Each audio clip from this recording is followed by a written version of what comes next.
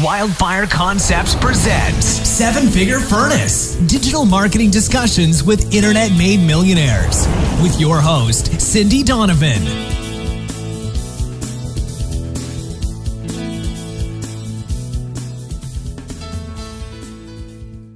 It is so wonderful to have you here, Cyril. Why don't you tell people who are listening a little bit about how you got started in video marketing? Thank you, Cindy, for this wonderful intro. And it's a pleasure to be on this show. I've been listening to the podcast. I heard the one with Grant Cardone on it. It was awesome. So I've been following it since then. So yeah, you asked me how did I get started with video? Well, I started back in 2009, and I've been actually a programmer. I've been into the software industry since a long time. Actually, since I was like 17 years old. And I've been always looking for, like any entrepreneur, I've been always looking for new opportunities, new ideas, new ways to do things. So back in 2009, when YouTube actually brought the YouTube Partnership Program to the US, I could see that people were getting in and people were making good amounts of money, very interesting amounts of money. And we decided that it's time to get on board that program and try and see what we can do with it. And my family is like, everyone is into internet marketing of some sorts. And my mom has been a YouTube chef. She's been making, now she's of course the country's one of the biggest YouTube chefs in the country. But back then she used to write a blog. She had a website where she would write about recipes and all. So we decided that why not produce recipe videos online and see how the people like it. So she converted her blog into a video blog on YouTube, and she started posting recipes online on YouTube. And that really took off because back then when she started, there were not many people who were doing this, posting recipe videos in Hindi online. And she did very amazing work, of course. And we did a lot of optimization on it. And that was our first entry into the YouTube market back in 2011 when it actually took off. In 2009, we posted a couple of videos. Then we just worked on it, understanding, building capabilities, because shooting videos is difficult, Cindy, and it's easier now. But back then when we started, we had to arrange everything, the cameras, the editing process. A lot of things were, we needed to resolve a lot of things. So finally, we actually did, the proper entry when we started producing a lot of content. It was back in 2011, and this is like 2016. So it's been already like 5 odd years since I've been working on YouTube actively, promoting a channel and producing content on a regular basis. So it's been 5 years now. Back in 2011 is the time when we actually got into it full time in a big manner. That is amazing. And I've actually seen your mum's YouTube channel. I've cooked a couple of the recipes, even though I don't always follow along exactly. It's really good stuff. That's amazing, and she does have a lot of audience worldwide, not just in India. And we do try to do things for her by, putting in captions in English language so that people outside India can also read the recipes. The content delivery is in the local language, but it's popular all over the world due to that. Absolutely. So if people are just starting out with their YouTube channel, so I think some of our listeners are thinking about doing YouTube or might have had a channel but not really knowing how to monetize it. So that's really what we want to talk about today, how to get the most out of your YouTube channel. So can you tell us maybe 3 things that people should do when they're starting a brand new YouTube channel? What should people be doing? Absolutely. Cindy, actually starting a YouTube channel, I would say, many people tend to think that the market is quite saturated. There are lots of, amazing channels on YouTube that are doing pretty well. You have seen channels with millions of views, not just on the entire channel itself, but on single videos. So the market is amazingly big. And people are producing a lot of content on YouTube, and even corporate studios are now preparing content direct for YouTube. So the market is amazing and it's accessible to anybody. So just about anybody can get on board, and depending on the product and the kind of production they have and the kind of niches they can enter, they can definitely do pretty well on YouTube. Now, answering your question, what are the things that they should take care of? The first thing I would say is consistency. Now, I have found the most common reason why people are failing on YouTube is because they're not consistent enough. So you start with with an idea, you get into a niche, and you just, you're full of energy in the beginning. You produce a lot of videos, in a week, maybe working extra hard, producing 3 or 4 videos a week. And as the month passes by, as 3 months pass by, you trickle down to 1 video a week, and later you can't even produce that much. And what happens is, YouTube loves consistency because they want to promote people who are in there for the long term, who are in it, like a job. And that's why they tend to, push people who are doing it very consistently. So I'm going to say this to you guys. If you're going to be, the most important thing that you got to take care of is consistency. Decide what is the interval that you want to put in between uploading videos. It could be a week, maybe one video a week, maybe 2 videos a week, depending on the niche that you're targeting. But stick to it and make a long-term plan, because YouTube is not a short-term thing. It's not like something you can get it right in a month. You need some time to invest in it, and you need to be patient with it. After that, it's going to pay off really well. So be consistent, take some time. That's my first advice. Second thing is optimize. Many people I see, they don't really optimize so much. They put up a video and they just expect it to get ranked all of its own. Now, you got to optimize. You got to understand how exactly YouTube works. It's not like SEO. On SEO, we do things like keywords, and we stuff things with, we try to stuff the articles with keywords. We build backlinks, and I see people do a lot of wrong things. I've seen people build backlinks to YouTube videos, and in my experience running all the channels that I run, that works at a very, very basic level. It's not a recipe to really get a huge viewership on YouTube. So I want to say, learn proper video optimization, learn what is different in video optimization from SEO, because that knowledge is going to help you in long term. Once you understand how to properly optimize your videos, you can actually get them to the full potential. So that's number 2, optimize. Secondly, actually analyze and adapt. That's my third advice, analyze and adapt. Now, I don't know what niche you're working in, and I would say different niches have different requirements. You got to approach them differently. You got to have different intervals that you need to upload videos on. You got to see who you're competing with. So I would say, when you're producing content, do an analysis of the market, understand where you stand, what kind of content you can produce, and then select your own position and try to be unique with it. Analyze and adapt. That's my thing. Mm-hmm. So if you're starting a channel today, don't be stuck to that model for the rest of your business life. Now, I would say go out and study what other people are doing, what works for them, what doesn't work for them, and try and incorporate the good practices in your own channel. At the same time, trying to put in a unique touch, but analyze and adapt and improve. It's going to be a constant process, and like I said, be patient about it. YouTube has amazing growth potential, but you got to be patient about it. You got to take time. You got to make sure that you do things right. So if you do these 3 things, consistency, but make sure that the quality is good. Of course, that's a part of the thing. I think I said one more thing. I got lost track. But yeah, do these 3 things and it will be better. Yeah. No, they're really, really good tips. So we talked about good things to do. I know some people get their accounts suspended and banned. How do people avoid getting their accounts suspended? Okay, now this has actually happened to me once, and it's a quite a surprise. Since I manage about 10 different odd channels, getting my account banned was amazing. It was like a complete surprise. But I was able to get it reinstated because I know a lot of people on YouTube. I've got account managers. I could just call them and tell them, all right, this is not a spam account, so please reinstate it. And I was able to get it reinstated. And I did ask them what went wrong. So this is what they told me. YouTube has an algorithm using which they actually monitor all the accounts using a computer system, using a program. So not, all of the accounts are not suspended by people, they're suspended by machines. So they don't really know, some of the time they make mistakes. And the most common reason why they would suspend account is when they think it's spam.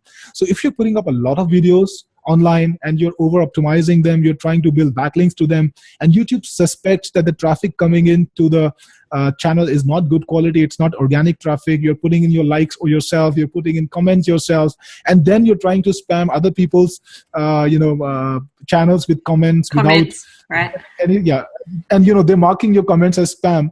That really gives YouTube some signals about your channel. So don't do these things.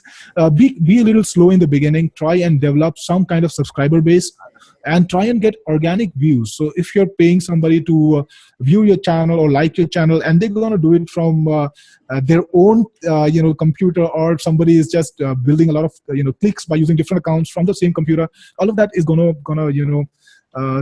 be something that YouTube is going to detect, because you can't really hide so much. So that's you don't do these practices. Instead, focus on building organic traffic, getting the optimization right, and getting the content right, and that I think is going to serve you long term. So the most common practice that I think that gets people banned is commenting on other channels too much without trying to be relevant to what the other guy is producing. So that is the most common practice. Apart from that, uploading too many videos in a very small amount of time. So don't do that. Don't upload 3 or 4 videos a day. That doesn't work on YouTube so much anymore. Okay. Yeah. So like, just don't be stupid, basically. Yeah, exactly. You deal with your SEO the same way. So if you should deal with your video content also the same way. Don't over Yeah. optimize. Don't stuff it. Don't spam. Basically, don't spam. That's the bottom line. If you don't spam, you should not get banned. And if you do get banned, like I was for some weird reason, I don't understand. Because on that, I think I understand, because on that channel I was producing one video every day. I was uploading one video every day, and it was not a very very popular channel. It just started. So YouTube saw a lot of videos coming in and with very little views in the beginning. So they didn't really understand if they were my original videos or was I copying videos. So they had this automated detection system, and they banned my account because of the keywords that I was targeting. It was a very very popular niche. So that kind of thing happens. But if that does happen to you, you can escalate it, and you should try and push it. And usually it works. If your account is legitimate, it should not stay banned, even if it is banned for a little while. Right. And when you're building a YouTube channel and you want to get yourself a great YouTube following, you really need to be focusing on quality. You obviously want quantity. You want as many people as you can in there, but you want to have good quality and real actual people there, instead of trying to take shortcuts, which is going to get you in trouble anyway. So definitely something to focus on. So when we're talking about, let's talk a little bit about making money with your videos, because I know that you can run ads, you can put AdWords and that kind of thing on there. Do you monetize it with AdWords, or how do you monetize your videos? Okay, Cindy, my content is targeted to the very, very broad niches like recipes and kids animated content. So my primary mode of monetization is AdWords, because I focus on the content. I produce very, very specific niche targeted content, and I monetize primarily through AdWords, through the AdSense program. But there are different ways to do the monetization process. You don't really need to depend on AdWords alone, because let me be very frank with you, AdWords sucks. It doesn't pay you at that much money per 1,000 views. So unless and until you are able to scale it up to hundreds of thousands of views, that money doesn't really matter. And that you can do in every niche. That you can do in only very, very specific, very broad niches. Now I do that. I'm going to show you probably just share my screen and show you one of those channels that I do, and maybe that'll show you what exactly I do and how I do it. So the channel that I'm sharing is a kids channel. In that channel, I produce animated nursery rhymes, and I monetize through AdWords. So this is like a 7-day period, and I'm getting, what I wanted to show you was I'm getting 97,000 views per day on this channel, right? Ranging between 95,000, sometimes 97,000, sometimes 88,000. So whatever the range is, it's pretty high, right? It's pretty impressive to get nearly 100,000. Right? Yeah. Yeah, this is every day. So coming back to you. If you get that kind of viewership, it makes sense to monetize through AdSense, because then you gotta get paid even if you don't have to sell, even if you don't sell anything. But I would say if you're starting out, then don't make it your primary monetization strategy, because creating content for these kind of niches is a little expensive. You need to invest money in it unless you're talented yourself. Now, I've seen people produce makeup videos. I've seen people produce recipe videos from their homes. I've seen people produce sketching videos, all sorts of training or how-to videos, and they're making a big pile of money. Or even just game demonstrations, or even commentaries on different things, and they are doing pretty well. So unless you're talented, that's amazing. You can even have a video blog about yourself, talk about your life, and still make money. Or if you have that kind of talent. Otherwise, what you can do is, if you're more like a traditional marketer kind of a guy, you can try and get traffic to YouTube, even if it's not like 100,000 viewers a day like I am getting on my kids channel. Even if it's just 2,000 viewers a day or even 500 viewers a day, you can still monetize it, turn it into money by promoting offers to them, by directing them to offers that you can sell or promote. Just doing things differently, not using AdWords or AdSense, but try and sell things to them. Maybe your training, maybe the offer, the software, maybe something that you created, maybe a product that you're selling for somebody else, like an affiliate. So all of these things you can do. There is practically an endless number of options that you can do to monetize. Now, I'm an AdWords guy, an AdSense guy, and I use that. So you're getting nearly 100,000 views a day. What are your sources for traffic? How do you get that much traffic to your videos? Okay, Cindy, the one thing I'm going to say, the traffic source, it should also depend on where you're coming from. For me, the niche is very big, and I get most of my, in fact, not most, all of my traffic organically. It's either through search. So I target search terms on YouTube. I rank for these search terms. And I also get my traffic through the suggested videos bar. And that is my primary source of traffic. Let me show you something interesting. And I've been talking about that since a long time. I'm into the video marketing industry. People come to me, people ask me questions about building quality channels, building authority channels. And I tell them what I know about it, what I have learned about it. And one of the primary lessons that I learned about building authority channels is that the traffic is not really all coming from the keywords. It's coming more from YouTube's suggested sources or YouTube's related sources. Let me show you another little screen, another little section of my analytics, and that should really tell you what I'm talking about. So just hold on for a moment while I share my screen. Sure. I'm going to go into my traffic sources. You asked me about sources, so the data is right in front of you now. Mm-hmm. Yeah, I can see that. Yeah, you can see that, right? So the primary traffic source for me has been suggested videos, and suggested videos are the videos that appear on the sidebar. When you go to a particular video on YouTube, you will see the videos on the related sidebar. Now, suggested videos are videos over there, and you can see that almost 67% of my traffic, which is the majority of my traffic, it's coming from suggested videos. Then, of course, I've got playlists and search and all those things, but the primary source is suggested videos, and that's where my traffic comes from because I rank and I organically try and get traffic. And depending on where you come from, you can get different sources. I know people who send traffic from websites. I know people who rank for specific keywords. But for me, it's like the organic suggested videos, the related channels where I get the bulk of my traffic from. Okay.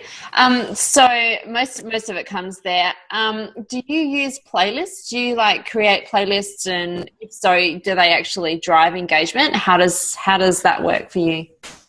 Okay, playlists are very powerful on YouTube, Cindy, and they're amazing. And playlists actually drive a large amount of my traffic. Now, I see the screen right in front of me, and I can see that playlists are driving around nearly 45,000 viewers to me every month. It's not a daily thing because daily I got a lot of videos, but most of my views are from suggested videos. And, depending on the niche you're targeting, playlists can have different value. Now, for me, I do create a lot of playlists.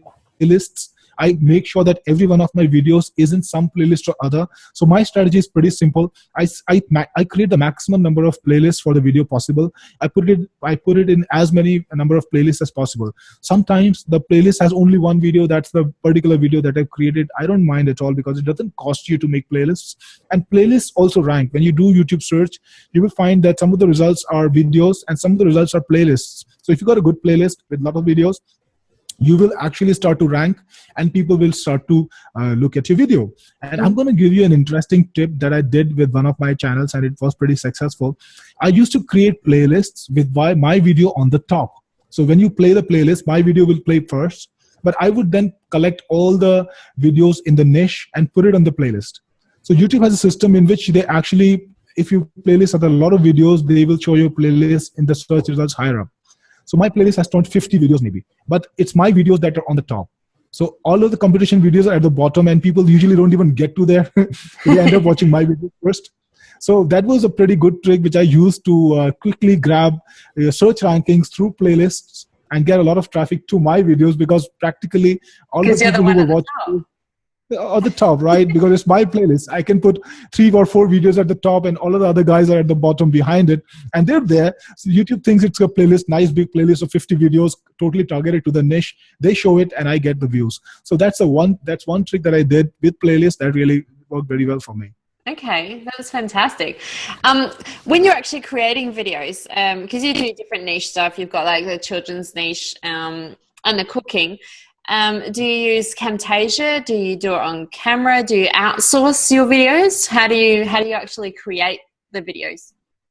Cindy, I've used every source possible. I've created videos through Camtasia because I've got the I'm in the IM thing. I produce videos for internet marketers and most of that and many of those videos are trainings, So I create trainings through Camtasia where I train people on SEO or on video marketing or using my software, all of these things. I create that on Camtasia. Then I've got the recipe videos and for the recipe videos we have a proper studio where we have a 3-camera setup, 3 people, 3 cameras shoot the thing and then we edit it. So this is like a proper camera setup. And then I have a channel where I create English learning videos and I'm doing that sitting in India. So for that, I hire people outside India and I pay them to produce their parts or their bits and send me the clips, and then I edit them in India. So I'm doing everything possible depending on the niche, and I think that should be the thing, depending on what your niche is, depending on how you can do things, you should try and explore as many possibilities as you can. I even produce videos through screencasts, in which I record the screen and somebody illustrates using a pen tablet sort of a thing. So different ways to do things, and you should certainly explore as many ways as possible as it's possible for you. So as is possible for you is a really, really good point. So, if you're more comfortable with something and it works with you, it's more important to get something up there and actually get a channel happening rather than wishing that you could do a channel at some stage. So what if someone is listening today and they haven't started a YouTube channel and they want to just go and get started? What would you say their priorities should be? Where should they be focusing their attention on right now, right from the start, if they've got to go start a new channel?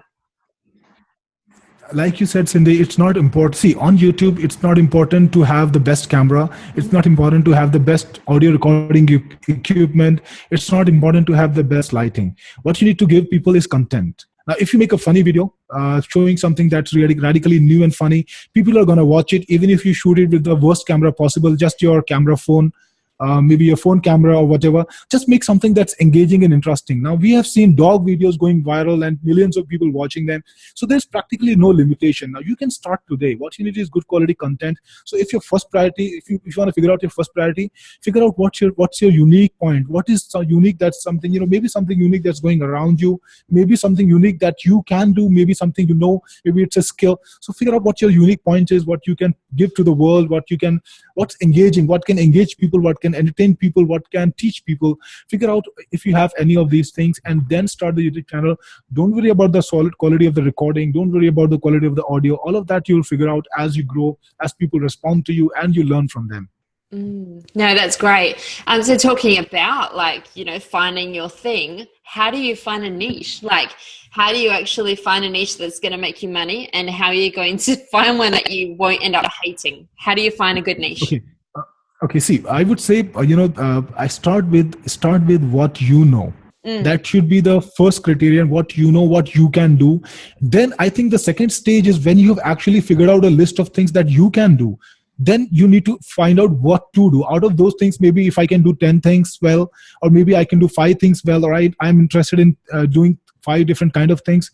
I need to find out what works best for me, and that is where the research part comes in. And how I go for research, I actually go and look at all the top channels in that niche. So if I'm producing content for kids, I'm going to go look at all the top content kids content channels. I'm going to look at their stats, going to look at how many videos are they producing in a week, going to look at how many views they're getting in a week, and how much time have they spent, what is the number of how many channels there are in that niche, and how many people are actually making money. I would like to estimate that. I would try to estimate that.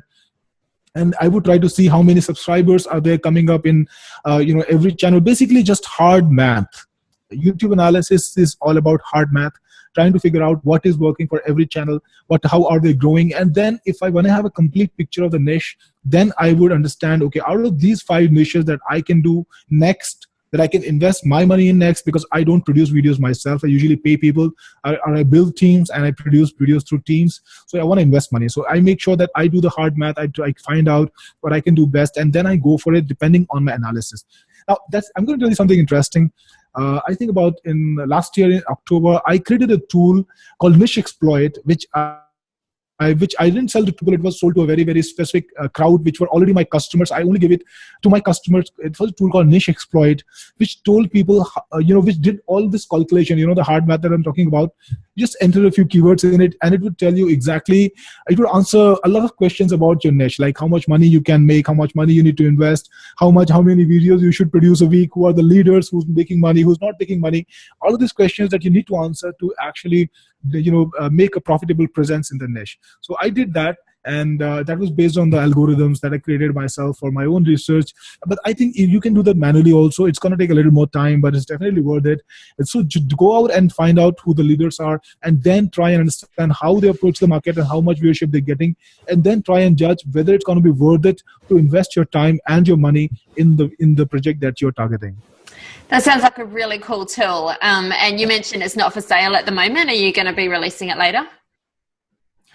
Yeah, but I have no time frame for it, but eventually I will definitely bring it out for other people also. I sold it to only my customers and did not to too many people, because I don't really know if I want to give people too many people access to YouTube niches. But let me see. I'm definitely going to bring it out eventually. Maybe it's not this month, maybe 3-4 months later on. I don't know yet. Right. So for now, you've just got to get a pen and paper, guys, and write down, do your research, find out what is there. Exactly. Don't have any shortcuts, just right this minute, but keep an eye out. Hey, that would be awesome. Right. So for keyword research and stuff, I see you use a lot of analytics, because it links with Google. YouTube is owned by Google. YouTube's Google is everywhere.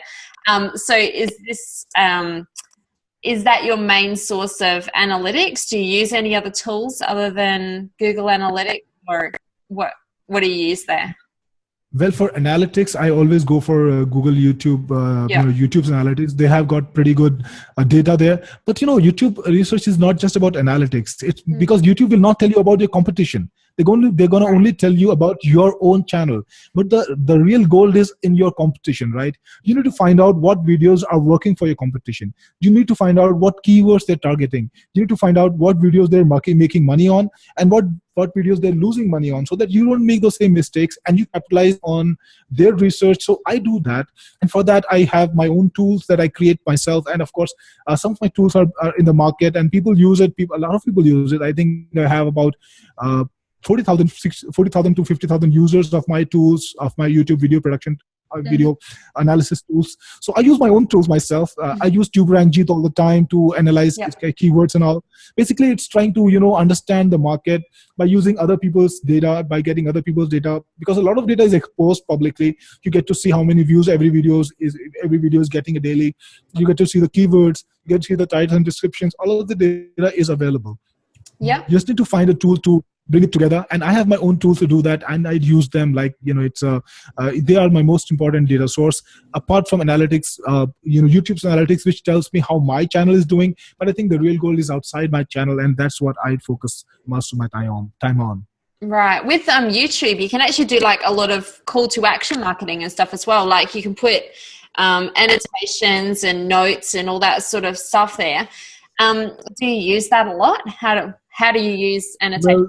Well, not anymore, Cindy, because one of the tragedies that happened recently is YouTube is now mostly viewed on the mobile devices. So that means your mobile phone, that means your tablet.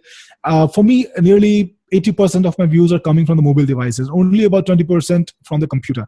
Now, the annotations, they don't work on the mobile devices. They only work on the computer. So that's a tragedy, because you really can't show all this jazz to people anymore, because the mobile devices don't support them. Even iPads don't support them. So they don't really pay off so much anymore. So I don't really concentrate on my energies on that.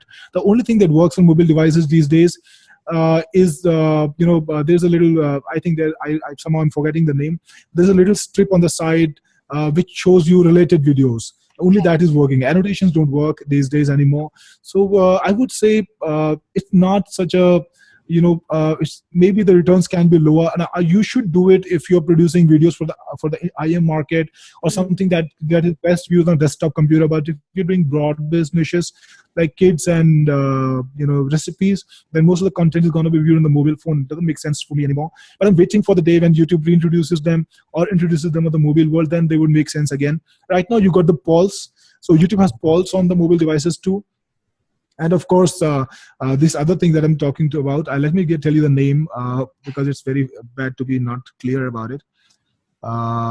Just a second. Cards. So I'm talking about cards. So So only cards work on mobile cards, devices yep. and not annotations. Yeah. So you can use cards on mobile devices, and I focus my energy on cards these days. I try and put in cards in every video that I produce, and I try and put in logical cards. But apart from that, I don't really bother so much about annotations anymore. I'm not at all familiar with cards. What are they, and how do you set those up? I've never heard so of them. No. Do you want me to show you a demo of that? Yeah, okay, absolutely. but this is an audio. Okay, so this is an audio podcast too. So I'm gonna try and illustrate this. So gonna share my screen again. The cards are something that YouTube introduced some time ago. And if you go into your video manager and you go into maybe one of the videos, pick up one of the videos like this.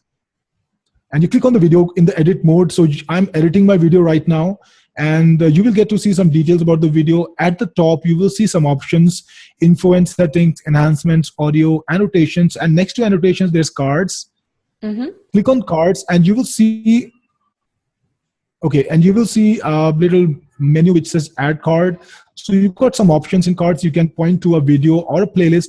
You can point to some other channel, maybe a friend's channel or maybe a channel that you own.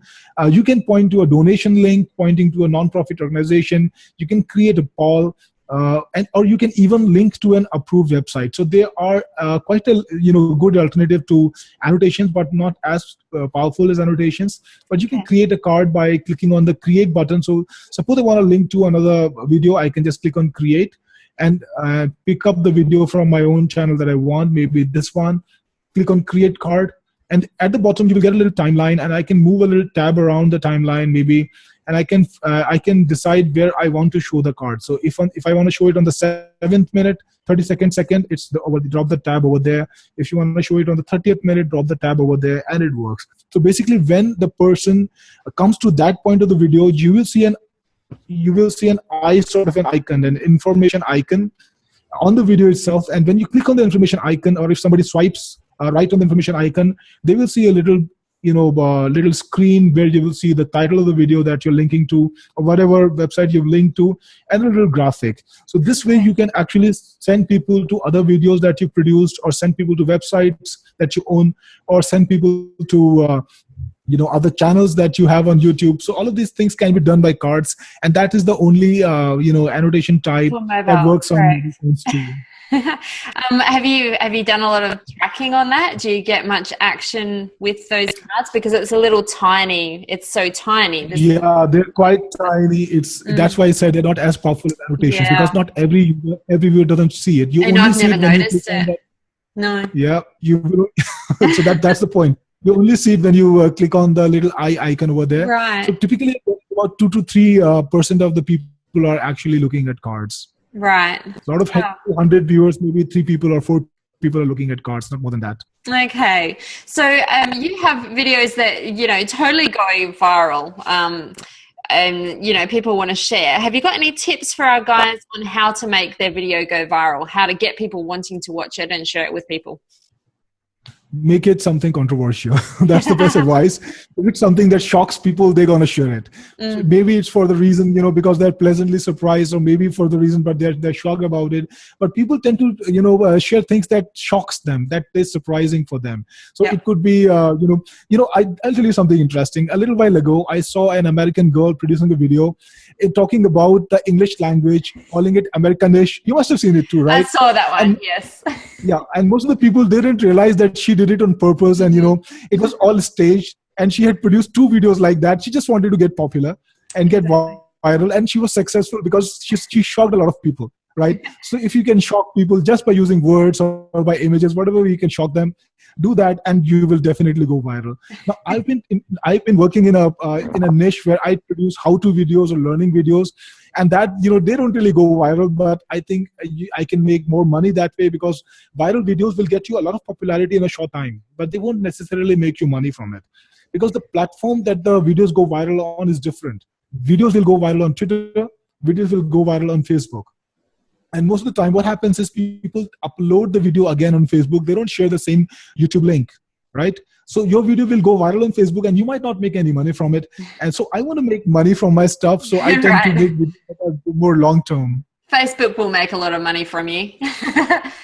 Yeah, Facebook, of course, it does. But then you produce content targeted at Facebook, making sure that you you get the right money sources. Now, if I make my money from AdSense, like I'm on YouTube, then putting videos on Facebook is not making sense to me till the time they have a comparable program, just like AdSense. Yeah, fair enough. So how do you make your channel stand out from other people? I know that you've, we're probably going to wrap it up pretty soon, but I know that you've really made a difference making your channel stand out, getting a great audience. How do you make them not look like everyone else's channels? The first thing YouTube actually limits you a little bit because they don't give you the complete freedom to design the channel according to your wishes. They used to give you a lot more freedom earlier when you could do the sidebars and everything, but now they limit you to the top bar. So that's the first thing you should do. Like on Facebook, make sure that you've got a great banner on the top. And if the banner is pretty good, then half the work is already done, because I mean, that's practically the only thing that YouTube lets you adapt. They don't really allow you to change the theme. They don't allow you to do much, right? So there are two things that you can do to put an immediate impression on people. The first thing is the banner. Make sure it's creative, make sure it's imaginative, make sure it's interesting.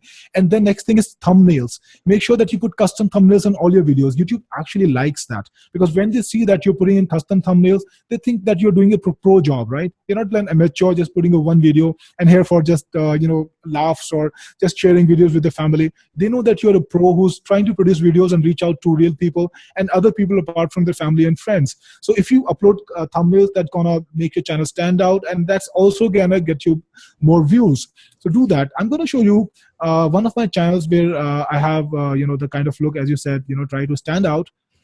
So of course all of us do want to stand out, and we try to do that too.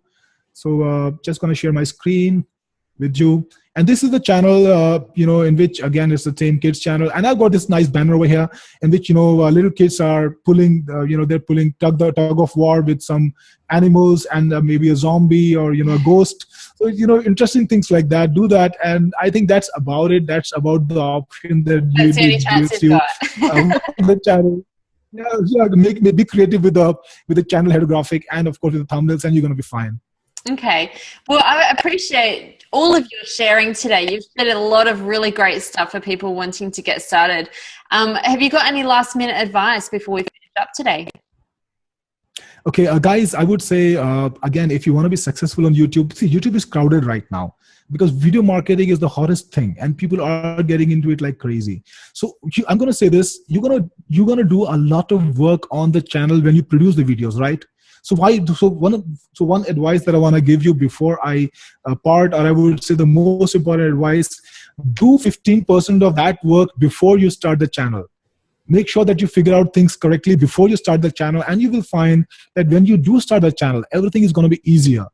Everything is going to be simpler, and you will be making money faster. So invest some time before jumping the gun, before getting into the actual production, before putting up your first video. Do the research. Figure out how you're going to produce the videos, figure out what's your plan for the next 6 months, because I would say that at least you got to wait at least 6 months before you can make serious money from YouTube.